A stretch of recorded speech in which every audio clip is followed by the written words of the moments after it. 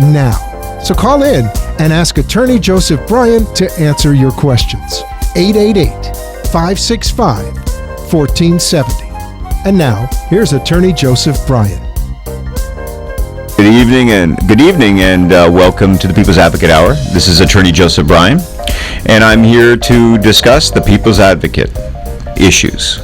So listen, last week we were talking about Lois Lerner, our favorite IRS officer, the one that basically appears to have abused her position for political powers, that may be.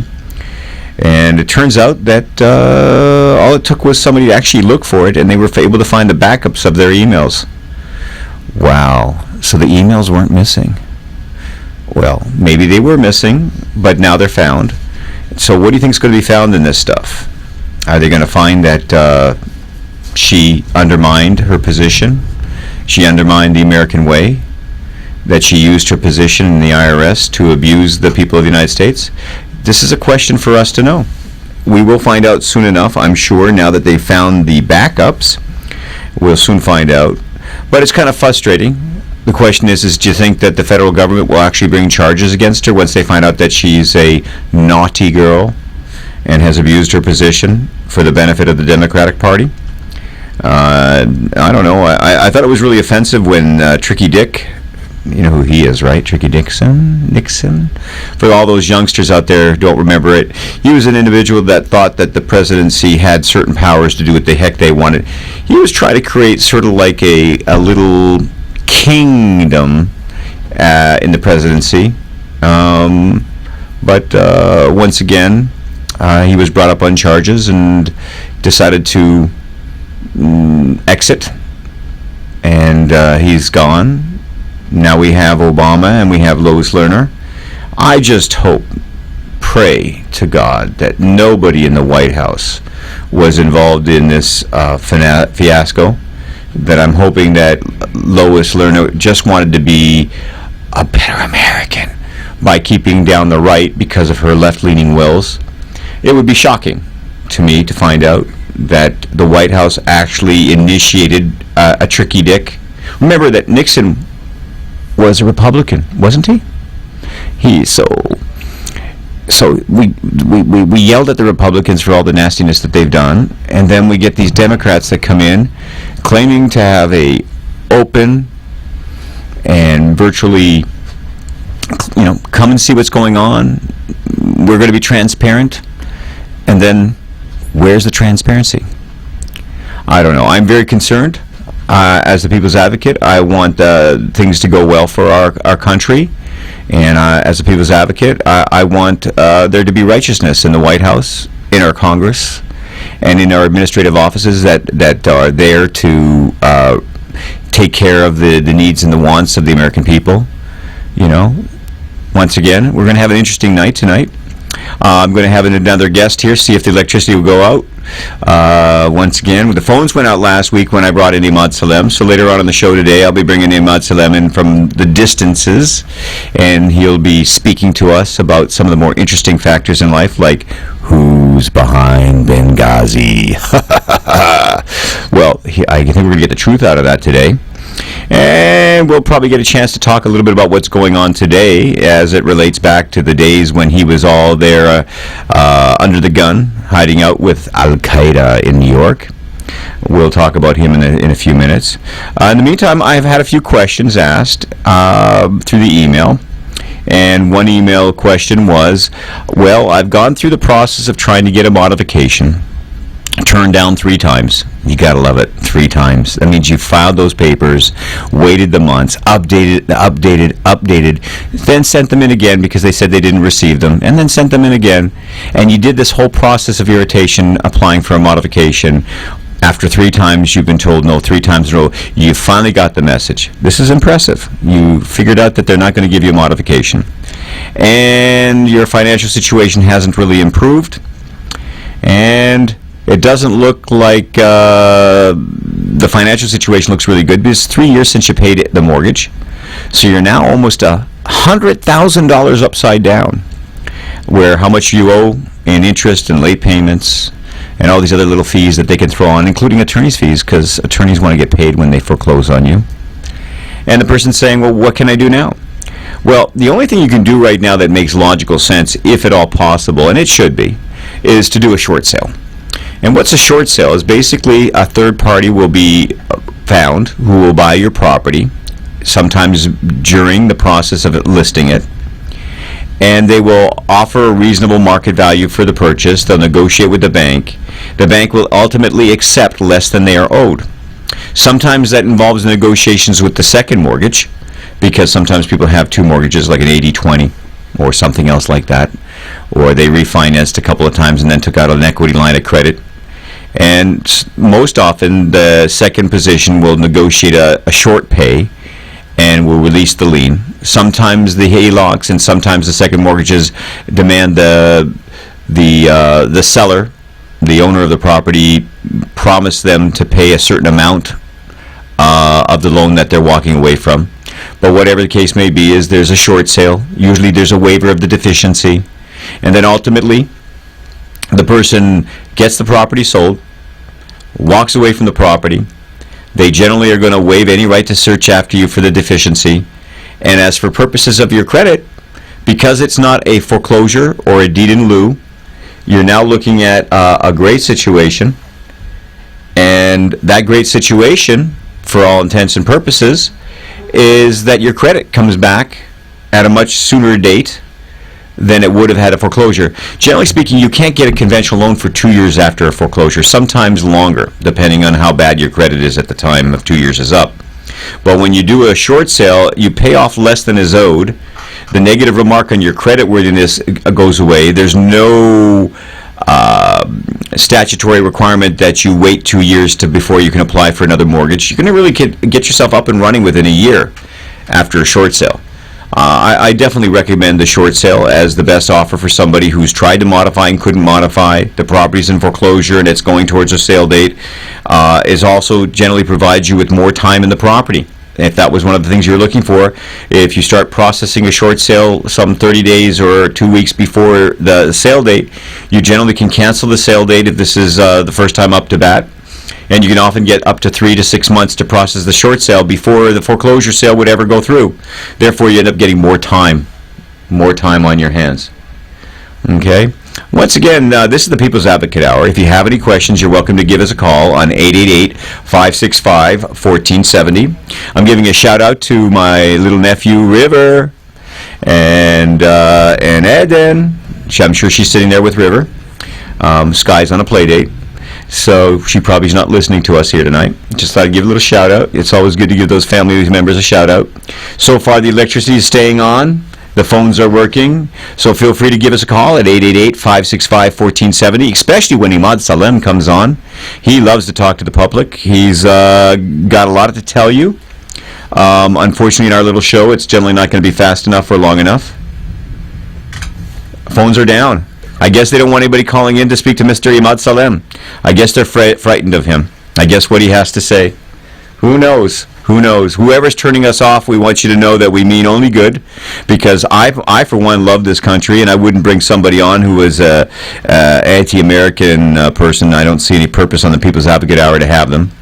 But you never know. Once Emad's gone, our phones will come back on, and you'll be able to give us a call at 888-565-1470. Or you can give us a call on one of our cell phones at 954-274-3377. I'm sure they can't turn off the cell phone just now, unless they're going to bring down Metro PCS. Once again, we're going to take a break in just a few moments. Unfortunately, our tech guy's decided to run for the door. He's trying to figure out what's wrong with our phones.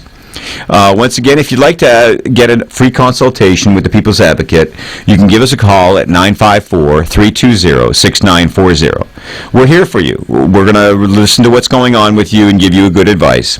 At the People's Advocate, you'll find us helping you with foreclosure problems, debt-related problems. If you're having issues where you have creditors coming after your consumer debt, let us know. We're here for you. Once again, we will give you all the time necessary for your issues to be discussed. You know, sometimes I have somebody come in and talk to me, and the next thing we know, we're talking about other legal issues that are going on in their lives, whether it be criminal, Once again, we have experience in 22 areas of law, so we're not limited in what we can do. We do estate planning as well as asset protection as part of estate planning. Once again, we're here for you. Give us a call at 954-320-6940. If you want, you can also try to give us a call on our toll-free 888-565-1470. And in the meantime, we're going to go for a little quick break and bring Emad Salem in to speak to y'all, let you hear some things that you want to hear. If you want to, you're welcome to give us a call.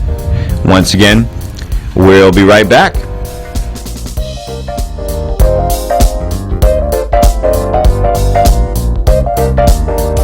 Are you losing sleep at night due to your debt situation? Call attorney Joseph Bryan today to sit down for a free consultation to discuss your rights. The People's Advocate is the trade name of the Bryan Law Group. The People's Advocate provides services to individuals and small businesses in bankruptcy, foreclosure, short sales, loan modifications, debt relief, consumer law, and estate planning in the South Florida area. Your initial consultation is free of charge. Proudly serving the South Florida community for over 21 years, Attorney Joseph Bryan will listen to your concerns and discuss options available to you. For more information, please call the People's Advocate at 888-828-9008. That's 888-828-9008.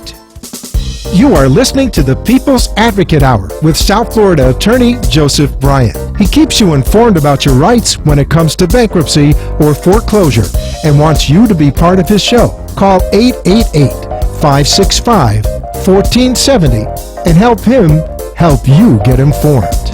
Now, back to our show.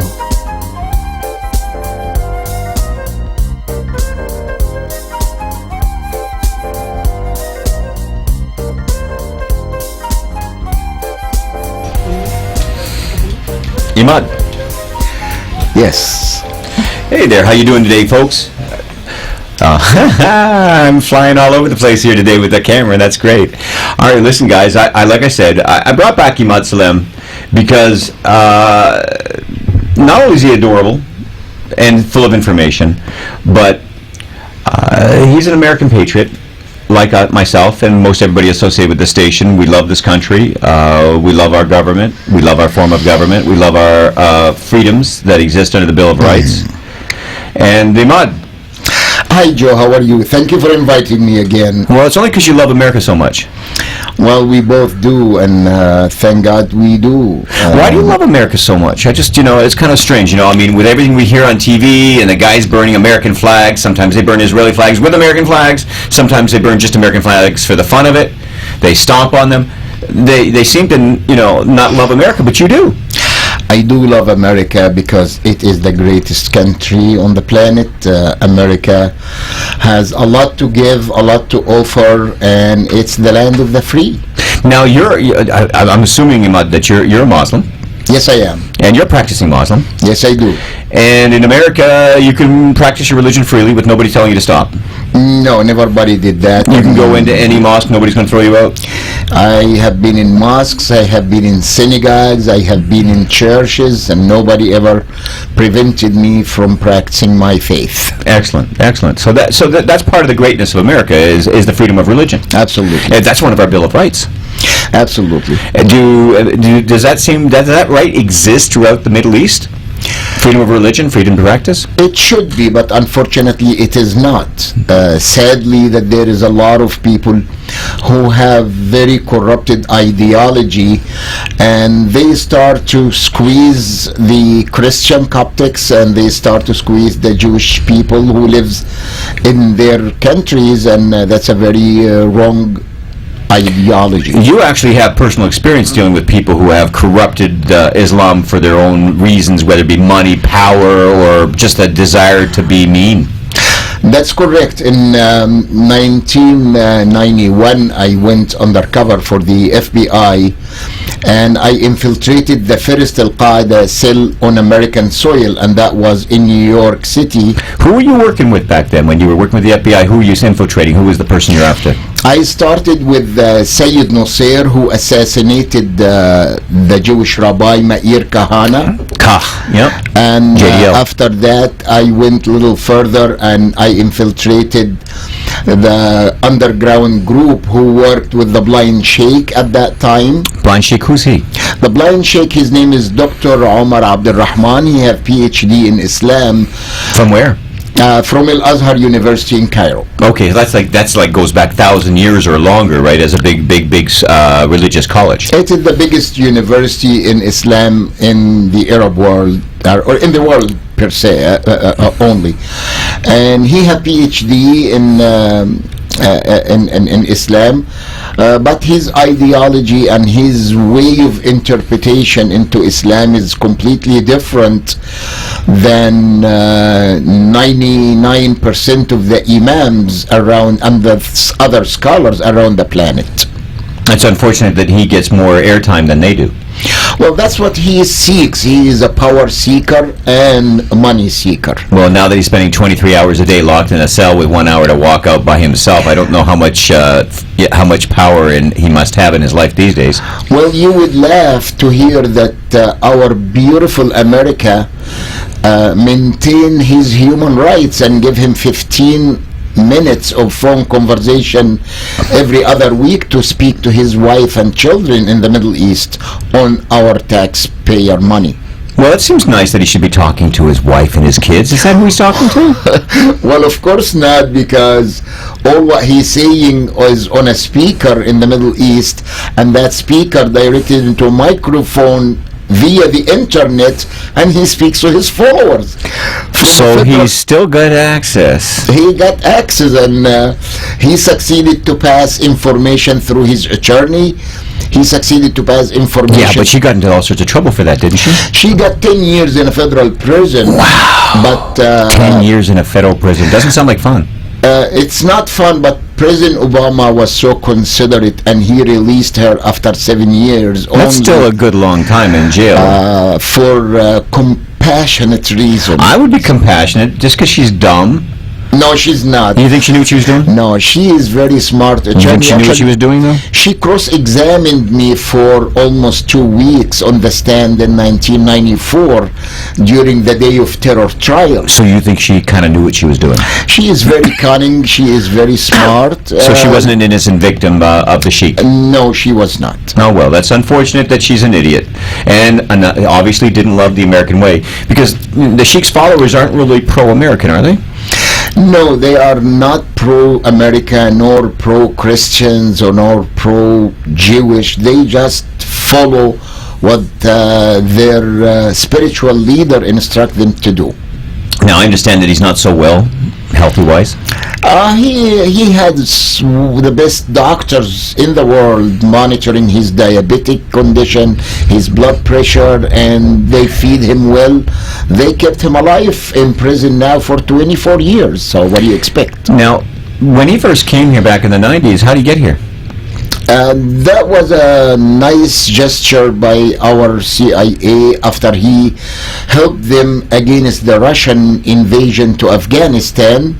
And once the Russians lost their war and they left Afghanistan, he requested as a reward for his cooperation to come to America to conduct his mission from New Jersey.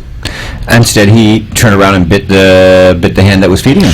Little do they know that once they put him in New Jersey, he started to get orders of assassinations. He ordered assassination of Mustafa Shalabi, which one of the Muslim imams, over $1 million, and then the assassination attempt over Ariel Sharon, which it never went through, it failed, and then the successful assassination of Meir Kahane, and then the order of the first 1993 World Trade Center bombing, and then after that he gave his blessing to the 5 bombs we were building in the safe house in Queens to blow up the landmarks in New York. Wow, a little thunder in the background to give emphasis on that little a little bomb expert. Now, ultimately, the bombs were finished off by a guy named Ramzi Youssef, right? That is the 1993 bomb of the World Trade Center. And they ultimately killed American citizens. It killed 6 people, which I dedicated my first book to these 6 victims. That's right. You have a book that's currently out there, and you can get it on Amazon.com. What's the name of that book? It's called Undercover, and it tells the real story behind the 1993 World Trade Center bombing and what really happened on my tongue through my experience with the bad guys, with the FBI, and so Emad, this guy, this blind sheik, this Abdelrahman, doesn't sound, even from his name alone, doesn't sound like a really friendly guy. No, he is a self-centered, narcissistic. He loves 2 things only: power and money, and of course women. We really forget. Yeah, he. How many wives does he have? Well, he have 2 wives. Okay. And when he came to America, he was flirtatious with his next door wife, which is a Muslim guy. His name is Abdurrahman. I'm not going to say his last name, but I know that he changed his name because he's in the witness protection program today. Wow. He was so flirtatious with her, and the guy was starting to write a book against him. Well, I guess that's better than some of the Hamas prisoners in Israel, because they would kind of like go after the younger Palestinian prisoners. So at least he's going after flirtatious with women. I guess that, I don't know. At least he seems a little less corrupt than some of the leadership out there. Now listen, you were so involved back in 1993 with the Trade Center circumstances and some stuff that happened after that, and then you went into the witness protection program, and of course you've been teaching for the different schools of the CIA and the FBI where you come in as a guest speaker. But how does what you got experience back in 1993 have anything to do with what we're dealing with today? Because, I mean, look what's going on today. Let me just give you a little bit of an outline. We got ISIS creating a thing called the Caliphate, and they are blowing up churches and shrines to Christians and people that the religion actually respected these people. You've got some of the ISIS that is controlling parts of Iraq and Syria, demanding all the Christians who have been there for centuries to either start paying a religious tax or get out, threatening to kidnap their children and convert them to Islam. Basically enforcing a very oppressive Sharia law. And we've got Hamas attacking Israel responding. We've got the Syrian government just murdering their people left, right, and center. And now we have issues with, other stuff going on with Baghdad on the table right now, and we got Iran jumping into Iraq. I mean, things are pretty much blowing up. And we had the Muslim Brotherhood controlling a country for a short period of time, other than Turkey, because the Muslim Brotherhood controls Turkey. They got thrown out by the Egyptians, and the army came in as a savior to try to correct them. They've had their elections, but just the same, we've got a volatile Middle East going on right now. What is it that you bring from your history, your experience to the table that relates to today? Well, I will say that there is nothing changed from 1990 until today in the ideology of whoever you want to call themselves name. They want to call themselves ISIS, or they want to call themselves Khalafis, or they want to call themselves Muslim Brotherhood or Al-Qaeda. The bottom line, they are all one. Following the same laws, same philosophy? They pretend that they are following the religious rules, but they are following the ideology of alienating other religions other than Islam and killing anybody who doesn't follow Islam. And as you said, they are squeezing the Christians, Coptics in Baghdad and in Iraq and in Syria. Either they convert to Islam or they pay jizya, which is like some kind of taxes, just for being Christian, or they leave, and that's completely against the Islamic law. That's even not what Prophet Muhammad do.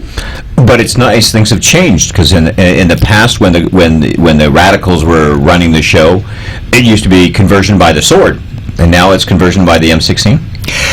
Well, it was not a conversion by the sword. It was that period of time Prophet Muhammad was trying to do da'wah and spread Islam, and he was attacked by some people who wanted to suppress the religion. Islamic religion. So it was different than today. Today they are the ISIS or Al-Qaeda or these fanatic groups, we will call them, are transgressors, and transgressors are not allowed by the Quran.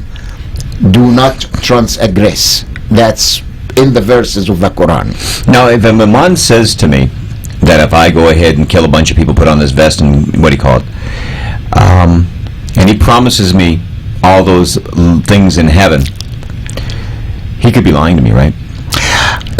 He is not that he is lying to you, he's just brainwashing you. He's waiting for the weak points in your life to penetrate your brain and use his tools of words to let you go angry against either the Americans or the Western or some other religions to do his agenda for him. Okay, so blowing up churches or shrines that are happening right now by under ISIS, as an example. Of course, we had the Afghanistan Taliban do the same thing with all the ancient stuff that was Buddhistic. They seem to think that it's right under God. It's completely wrong, and Prophet Muhammad tried to teach us that by marrying a Christian, marry the Christian, and he married even a Jewish. Her name is Guwayriya, and her father is a Jewish. His name is Huyay. So Guwayriya, the daughter of Huyay, and marry the Christian. Why did Prophet Muhammad marry this and never blow their churches or synagogues? On the contrary, he tried to teach us tolerance. These people, this fanatic group, are very wrong for attacking non-Muslims regardless of their religion. This is a distortion of your religion. Absolutely. It's unfortunately, in this day and age, with the power structures being what they are, though, your interpretation is not the dominant interpretation right now, because there's several different interpretations of Islam, and some are much more compatible with living in a society of multiculturalism, and others which they say there's only one culture, it's called ours, and if you don't like it, you gotta leave, and if you don't want to conform, you either have to give us some money or die. That's the problem. This group of fanatics, they are following or trying to create what they call it Khilafah, means successors. Khilafah means successors. They wanted to be successors of Prophet Muhammad. However, they are following some hadith, which is what Prophet Muhammad said, and some sunnah, which what Prophet Muhammad did. The hadith and sunnah been documented, I would say, couple of 100 years later after Prophet Muhammad's death. He died at the year 11, and then there is somebody by the name Bukhari and another imam by the name Muslim start to document what the hearsaying events and behavior of the Prophet. I'm not negating or doubting what Prophet Muhammad said or did, but I'm doubting the medium who transferred the words for 200 years, either due to his lack of memory, or maybe he have some agenda to manipulate the words, or just he cannot remember. So you cannot come today to say, I'm gonna rule the world with my interpretation. Exactly. You know, some things are black and white, some things are gray. Now listen, I've been teasing everybody, supposedly, that since the 1990s you've been really on top of what's going on in the Muslim world, the American Muslim world. Correct. And what's going on in American politics is something that you breathe and eat, I believe. Is that correct? That's correct. So I've been teasing everybody because I said that you know the truth about Benghazi. And it doesn't seem to be coming on the radio or the TV, and I've heard lots of different stories.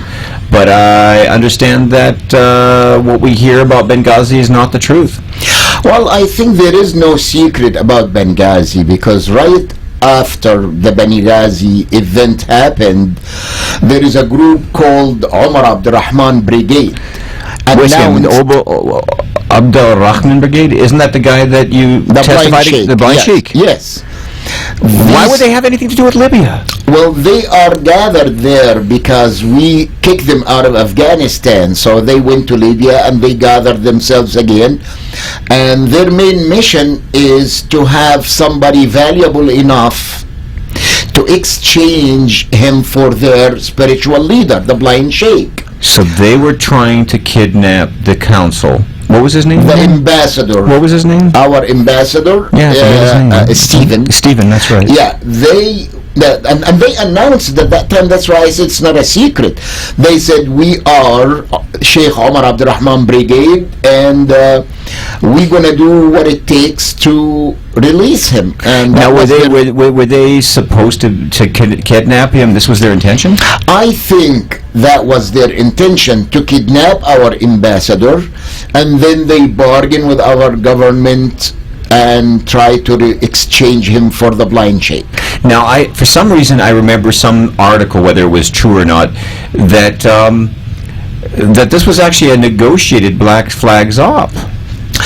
I don't have first-hand knowledge of that Black Flag there, huh? ops. I wasn't there. But what I think is that this blind sheikh brigade has some kind of arrangement to go there, and there is so many things. When our CIA operative in the neighborhood tried to get involved to stop them, they got ordered to stand down and not to go protect our ambassador. Not the exact, well, the stand down, the concept of stand down, because they've already come across that. Nobody said the word stand down. Okay, stop, don't go, don't defend our ambassador. It makes me think twice that why our government did not send really help. What does the Arab world say? The Arab world have a lot to say about this. I bet they do. And I keep my ears close to the streets, especially in Cairo. And what did you hear? They are saying that now the Muslim Brotherhood, who is in prison, threatening President Obama if he did not continue to support them and get them out of jail, they will release secret documents to put him in prison.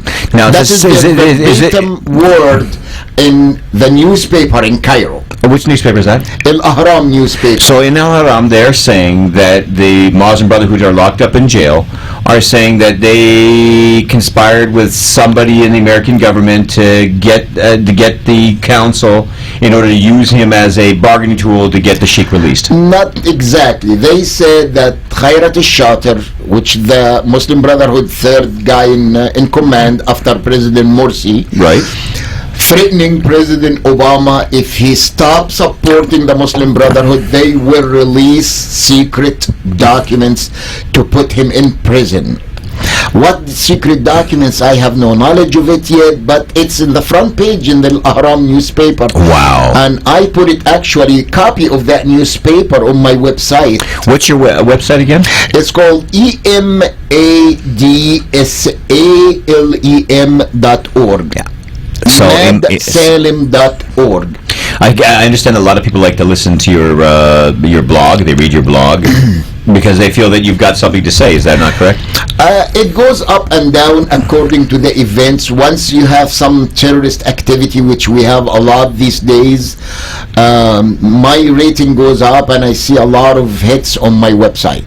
From all over the world, all over, from China, Japan, Russia, you name it. There is a lot of countries. Now, in my neighborhood, you're a very popular dude. But over there, right now? But in your neighborhood, I'm living under different name and different identity. You're a very likable guy. Well, thank God I am. I mean, not that anybody wants to dance with you, but you're likable. I think I love everybody. I'm a color blind, faith blind, nationality blind. True American, you mean? All I see is human beings, and that's what America stands for. That's why we are immigrant country. We love everybody, we accept everybody, and we go go help other countries who needs help. Including the downtrodden, Absolutely. or the 40,000 kids that have come in this year so far from the southern That's border. a different story now. That's an invasion of America. I am not happy about it. We should have a little bit more control on our southern border, don't you think? I hope we could control our border, because maybe these kids not that bad, but among these kids could come one single person with dairy bomb, and we have catastrophe in our Or land. one person with a series of diseases that spreads, biological diseases, not necessarily intentional.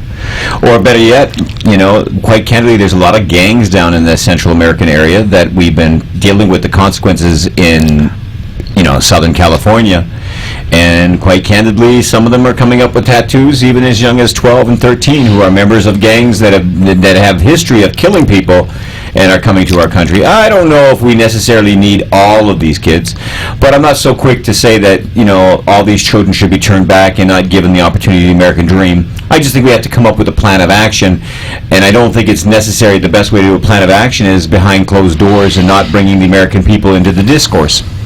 Right now, Obama's making decisions through his immigration department on how to handle these kids and where to send these kids.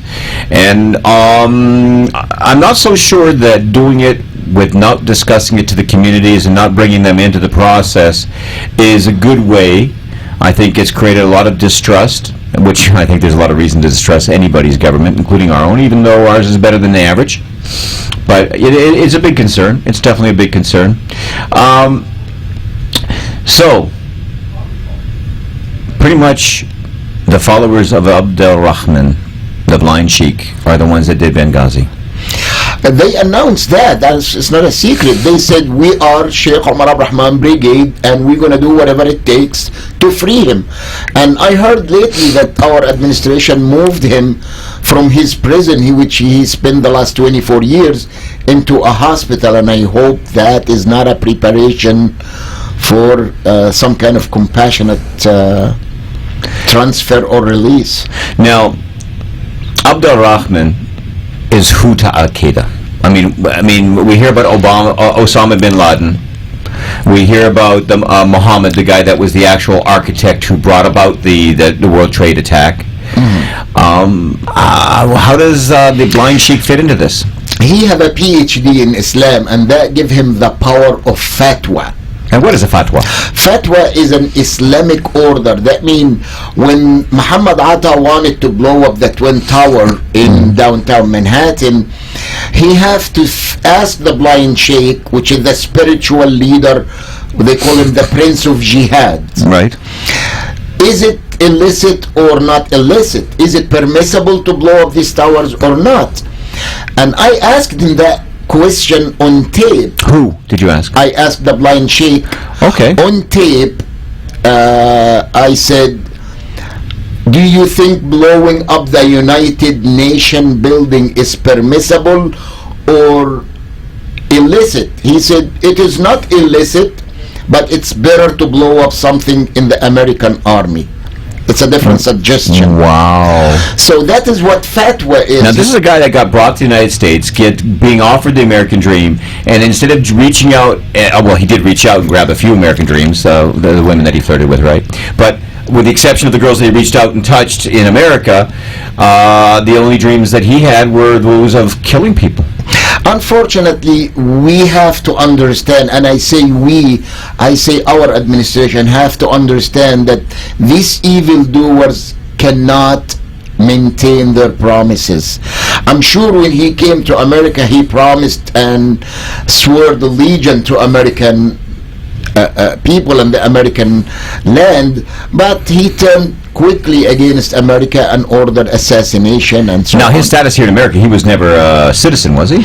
No, he was entered by mistake, whatever that mean is. Okay, nice mistake for him. Nice mistake. Bad mistake for us. No, well, it is bad mistake for all American people, because we got 6 people got killed in the first bombing, and thankfully we Over did not. 3,000 the second time around? That's the 3,000. And 2001 was just a furtherance of his philosophy, wasn't it? Absolutely, yes. I mean, all they were doing was just following his thoughts and his fatwas and his examples. He was leading from federal prison through these 15 minutes humanitarian phone conversations. So if he was released today, he would do the same evil doing today? Well, he will continue to do what he always did, and they will be so happy to have him to bless the 5 leaders from the Taliban who just got released last month. Wow. And, So he must be a really hateful schmuck. He is full of anger. He lost his vision when he's young. He is full of hatred, and he don't like other religions. He don't like Americans. He pretend that he does. So ISIS is not too far from his philosophy then. They following his rules and regulations. So if ISIS does grow, ultimately speaking, after Jordan and after Iraq, and I guess after Saudi Arabia, who's next? I pray to God that we don't allow ISIS to grow, because that's gonna come to bite us in American soil, on American soil. So they're coming for us. Well, that's their goal. They announced, it's not a secret. Why don't they like us? I think Americans are really nice people. Because they want it to be like us, but they deny it, and they live the denial, and they seek the power through the so-called jihad. I saw that big expensive gold Rolex on that guy's arm. The guy, what was that guy who's the new leader of ISIS, of the Caliphate? Exactly. He was in our Guantanamo Bay, and for whatever reason, our administration released him to go compose this fighters. We had this sucker in lockdown, and we let him go? Yeah, he was in Guantanamo, and then we released him. No, that's embarrassing. It is embarrassing. Well, if these 5 Taliban leader, you think they are not leading ISIS from No, Qatar? but we got drone. We can drone them. Oh, we can do a lot of things, but it depends on our administration. Please. You know, the Israeli, the reporters in the Middle East for the Gaza conflict right now, they love to make the comment. Can you hear that in the background? Can you hear that in the background? And you hear this buzzing sound. It sounds a little bit like a small derringer. I mean, dirigible. The Goodyear blimp. Have you ever had it cross on top of you? It sounds like the engines of the Goodyear blimp. Just a little bit quieter. And you can hear it in the background. The drones. Right. And you know, you're not really frightened if you're 30 feet underground in a little hole. No, yeah, I'm used to that. I'm an ex-military, so... you never went and hid in a hole. Yeah, well, we did. You dug trenches. You never hid in a hole. Well, we did dig ditches. We have been in war. We have been in situations. But unfortunately, listen, you took with you and your buddies, you guys took the Suez Canal in '73, didn't you? Yes, we did. You actually got the first chance to meet Israelis face to face. I did face the first group of war prisoners in Cairo when they captured them, and it was a shocking experience for me. Actually, I write on it in my book. The book. And I said that for the first time, and actually I have a picture of this group posted in my book. And so you found out that we don't have horns and tails? Well, I'm being Jewish being here. I don't have a horn and a tail. I'm a little horny, but not on no tail. It is funny to say that, because we always in Egypt, when we were growing up, how the caricature of the Jewish individual looks like. 2 little horn, a little tiny midget, and a big tail with a spear at the end of that tail. And it became an impression that the Jews are demons. Well, listen, okay, you think that's funny. I remember when I was dating a girl in college, and she was a Southern Baptist, and she was a good girl from Georgia. And at one point in time, she was looking around for the 666, because she was told that all nice Jewish boys had 666 on their scrotum. That's America. And that's, of course, when I was in college several decades ago. But I'm still not sure that people in Georgia don't still believe that there's 666 on the scrotum. I don't know. We'll see. Find I out. think there is a lot of changes since that time, and You know that Jews do not want to rule the world. well, Jews wanted to rule a certain part of the planet. It's called Israel, bro. It started with Israel and expand to the rest of the planet. I don't know what Israel's doing going back in there to the Gaza Strip. When I look at the Gaza Strip right now, listen, back in the day when the Israelis had it, I remember I was there in the early 70s, and I was there again in the early 80s when the Israelis still had control of the environment in the Gaza Strip. And you go down there and you have some great hummus, and you go to the vegetable market and get things cheaper than you can get them in Tel Aviv. It was fun to go down there, and people were friendly. I just don't think it's very friendly towards Israeli today. I don't think the Palestinians really want them in there. Neither the Palestinians want the Jews there, nor the Jews want the Palestinians there. Well, there's a joke is that a Jew can get into Gaza, he just can't get out. Yeah, exactly. That kind of conversation still exists here today. It does. They're all hiding in these little spider holes, just like Saddam Hussein, another great Muslim leader. The nickname was the Marmaduke or something like that. He was they thought of himself as a great conqueror. Yeah, he was trying to mimic one of the famous Nasser Salahuddin. Saladin, there you go. He was trying to mimic him in his leadership, but unfortunately he was corrupted. He was evildoer as well. Corrupted. Yeah. Power, money. I'm so glad that he's gone, but I'm not glad that we lost hundreds of thousands of people from the Iraqi citizen and American soldiers. Now, that just brings another point. In Gaza right now, they're complaining about over 1,000 Palestinians have been killed in several weeks of fighting. That's almost 3 weeks at this point in time. My understanding is that, according to conservative estimates, the collateral damage to civilians in Iraq was like 40,000 people. No, this is all numbers I'm not familiar with, but 1,000 people in 1 week or 2 weeks is substantial amount of people. It's a lot of life being lost. Regardless, do you believe the numbers? I don't believe the numbers, because it's a media war now. The Palestinians trying to cry as loud as they could. Well, we both agree. And one baby dead is one too many. Exactly. And the Israeli crying that their citizen being shot by rockets and missiles. And it's a sad situation, and it's going to get worse before it get better, unfortunately. It's my expectation that they're going to do what they do best, and that's go in all the way. They're going to go, and the number of the bodies going to increase, and I hope that's not going to lead into big catastrophe in the Middle East area. Things can get really out of hand over there. Absolutely, yeah. Should we find that the Hamas is in a death row, meaning that the Israelis have gone into their little hiding spots under the mosques, under the schools, and under the different places where they have their little holes in the ground, 30, 40, 60 feet underneath, so they can't be attacked by weapons.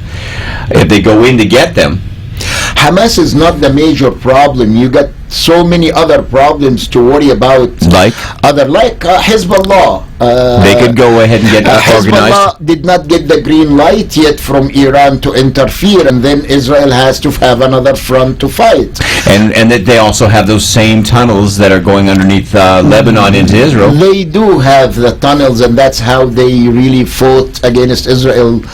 Very harsh fight last time Israel was attacking Hezbollah. And now, why would Turkey get involved? Well, Turkey will get involved because the leadership of the Muslim Brotherhood controlling Turkey and Qatar. Muslim Brotherhood's running those shows. Yes, so... And Hamas? Hamas is the military arm for the Muslim Brotherhood. And the Muslim Brotherhood and Hezbollah is the military puppeteer, the military puppet for the puppeteer of Iran, right, controlling Hezbollah. So when you start to move all of these people around against Israel and move them together, we're going to have catastrophe in the Middle East, especially after the vacation of 4 months was given to Iran by our great administration. Big mistake, huh? It's a big mistake. We'll give them allowance to get some kind of big weapons to fight back, and it's going to be a big disaster in this 4 area. more months is enough time for them to put together a nuclear bomb? I think it's enough for them, but that's not the main concern. The atomic bomb is not the main concern. They have today something called EMP. Electromagnetic pulse. Thank you. You are so on the pulse. I'm trying to be. The electromagnetic pulse bomb, if it went off somewhere, it will paralyze that The whole country. society, absolutely. And I believe that Iran has that by now, from our nice, unfriendly Putin, and it's bad. My understanding is Putin's really smart. He likes to do things through third parties. I believe it was Belarus that actually did the transfer of these things, even though they may have been Russian in origin. But a lot of stuff that's been sent out that the Russians don't want to have their dirty hands on, they sell it through Belarus or other eastern capitals that they used to have control of and still have strong influence in. When you look at the background of Putin, he is a former KGB. So what do you expect him to do? Swim? He is a scum. I don't want to even call Don't listen. The last person that came up against him got given a little drink of radioactive isotopes. I know that guy. So don't think you're above it. So be careful. Be careful. You're not that far from him. He's only an order away. I understand that he is a former KGB operative. He knows how to do, what to do, when to do. The word is ruthless. Absolutely at this time, and I hope our administration understand that and treat him accordingly, and hopefully they can stop him. I feel really bad for our administration because I have qualms with certain things. Obama Hussein Barack Hussein Obama. Come on, you got to give his last name. It's there. Obama. Just because you want to mention Hussein all the time, you naughty boy, you. The reality is that NATO has been emasculated, downsized. It's become an administrative organization, not a real effective military organization on any real level. They do maneuvers together, say, hey, I can dance, can you dance too? But they don't really do anything anymore. They don't have any power anymore. If Russia wants to go all the way over Lithuania, let's take Moldova while we're there. Hey, Georgia, I'm going to slap you down. NATO's going to sit there and go, this is terrible. Well, I will also throw the blame on our allies around the world. Only America gotta carry the burden, and everybody's standing back and looking and condemning and objecting. I need to see some muscles behind the NATO, which has become fluffy. Very, very non-existence today. They got a great size administration. They got millions of dollars spending for people to be secretaries and administrative offices in Belgium. I think it's great. But when they are needed in a situation like Ukraine, they are not there to be found. Yep. Listen, we've got 3 more minutes left here to talk, so we don't have so much to go on. But we've been talking a lot about what's going on in Gaza. And we've been talking, and we've got the original provocateurs from Turkey talking about taking a big boat and coming over to visit Gaza. Yeah. The last big boat they came, they said, we're bringing humanitarian aid. When they opened it up, they had nothing except for some outdated drugs, but they didn't have even that. It was really just a provocative boat. They've got the number 2, Marva, or whatever it's called, number 2 coming at them. And it appears that they're trying to negotiate with the Turkish government to bring the Navy. Do you think they got enough nerve to put their Navy up against the Israelis? I don't think not at this time. They will do that when the Iranians start to go against the Israeli. And you're expecting that? The Iranians will do it when they get their ducks in the line. Come on now, tell me what do you mean by ducks in a line? When they get their 4 months vacation from everybody's monitoring them, then they will be ready. Hopefully, by that time You're being evasive. You're saying once they get the bomb, they'll have the balls to go ahead and mess with Israel. Is that what you're saying? They will do so. Yeah, absolutely. Because they'll feel that they have the ultimate ability to bring it on down. Yeah, they said it. We want to wipe Israel from the face of the planet. And where those guys are concerned, the Shiites over there in Iran, you kind of have to take them on face value. Oh, well, I take any threat as a serious threat. You know, when the 93 bombing happened, I remember reading how the threat was said that what we did now, we're not finished, we will finish in the future.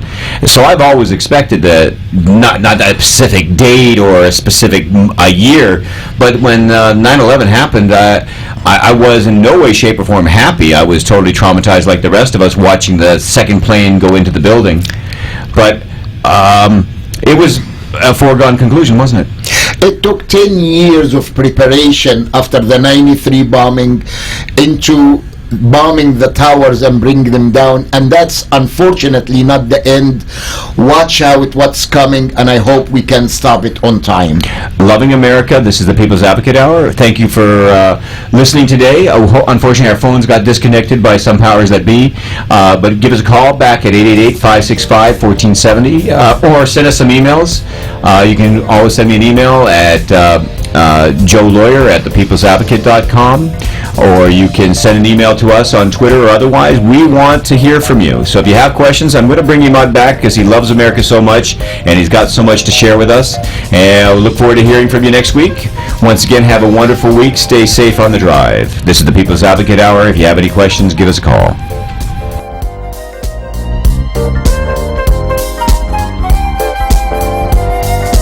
You have been listening to the People's Advocate Hour with Attorney Joseph Bryan. Join Attorney Joseph Bryan next week on the People's Advocate, as you need to know your rights when it comes to bankruptcy or foreclosure. You can also contact our office at 954-889-7443 for a free consultation. The opinions expressed on the preceding sponsored program were strictly those of its hosts, guests, and callers, and not necessarily those of this station, its staff, management, or sponsors.